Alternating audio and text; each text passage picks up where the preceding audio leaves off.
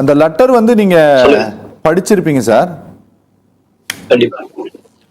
ஜுடிஷியரிக்கு ஒரு சிஸ்டம் ஒன்று இருக்குது சார். சார் சொல்றாரு போலீஸ் ஸ்டேஷன்ல எல்லாம் கூட போய் கம்ப்ளைண்ட் ஃபைல் பண்ணலாம்னு சொல்லிட்டு, ஒரு ஜட்ஜா இருக்கிறவங்க போலீஸ் ஸ்டேஷன்ல போய் கம்ப்ளைண்ட் பண்ணுவதற்கு அவங்களுக்கு முதல்ல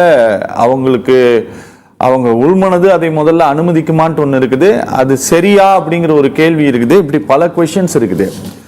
இவங்க 2022 கம்ப்ளைண்ட் கொடுத்துருக்காங்க, நடவடிக்கை எடுக்கல. அப்புறம் சுப்ரீம் கோர்ட் போயிருக்கிறாங்க, சுப்ரீம் கோர்ட் அதை விசாரிக்கல. வெறும் 8 செகண்ட்ல 8 நொடிகள்ல வந்து என்னோட மனு டிஸ்மிஸ் செய்யப்பட்டிருக்குன்னு எழுதி இருக்கிறாங்க.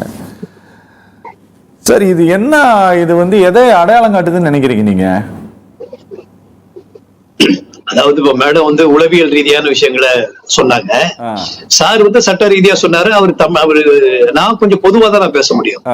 என்ன காரணம்னா அங்க காட்டாட்சி நடக்குது. இங்க தமிழ்நாடு மாதிரி எல்லாம் பேச முடியாது. தமிழ்நாட்டுல சட்ட பாதுகாப்பு இருக்குது, கம்ப்ளைண்ட் கொடுக்கலாம், பேரை சொல்லலாம். இதெல்லாம் வந்து இங்க மத்த மாநிலங்கள்ல ஓரளவு ஒத்து வரலாம். அங்க கண்டிப்பாகவே அவங்க வந்து எல்லாமே அனுபவிச்சுட்டு தான். உத்தரப்பிரதேச மாநிலம் எவ்வளவு ஒரு பாதுகாப்பற்ற மாநிலங்கிறது அவங்க யார் பேரையும் சொல்லாம ஒரு நீதிபதி, ஒரு எல்லாம் தெரிஞ்சவங்க படிச்சவங்க ஒரு பொறுப்புல இருக்கிறவங்க அவங்க போய் கொடுக்க முடியல அப்படின்னு சொன்னா, கொடுக்கலன்னு சொன்னா ஏன் கொடுக்கலன்னு கேட்க கூடாது. கொடுக்க முடியாத சூழ்நிலை தான் அது தெரியுது இப்ப இதை பார்க்கும்போது. அங்க என்னன்னு கேட்டா அங்க எல்லாமே சாதாரண காட்டாட்சி தான் நடக்குது. நான் சொல்றது அப்படி திருப்பி அப்படிதான் சொல்ல முடியும். ஏன்னா காமன்வெல்த் ஹியூமன் ரைட்ஸும் அசோசியேஷன் ஃபார் லாயர்ஸ் அண்ட் லீகலும் சேர்ந்து அறிக்கை ஒண்ணு வெளியிட்டு இருக்கிறாங்க. அந்த அறிக்கையில தெளிவா சொல்றாங்க, அதாவது உத்தரப்பிரதேசத்துல 14 பேர் கற்பழிக்கப்பட்ட விஷயங்களையும் சரி, மத்த ஏராளமான கூட்டு பலாத்காரங்கள் விஷயங்கள்லயும் அனுபவங்களை அடிப்படையாக கொண்ட இந்த அறிக்கை. புரியுதா உங்களுக்கு? அதுல அங்க உள்ள மக்கள் பெண்கள் எல்லாம் போய் எவ்வளவு கம்ப்ளைண்ட் கொடுக்கறது எவ்வளவு டிஃபிகல்ட்டி இருக்குது.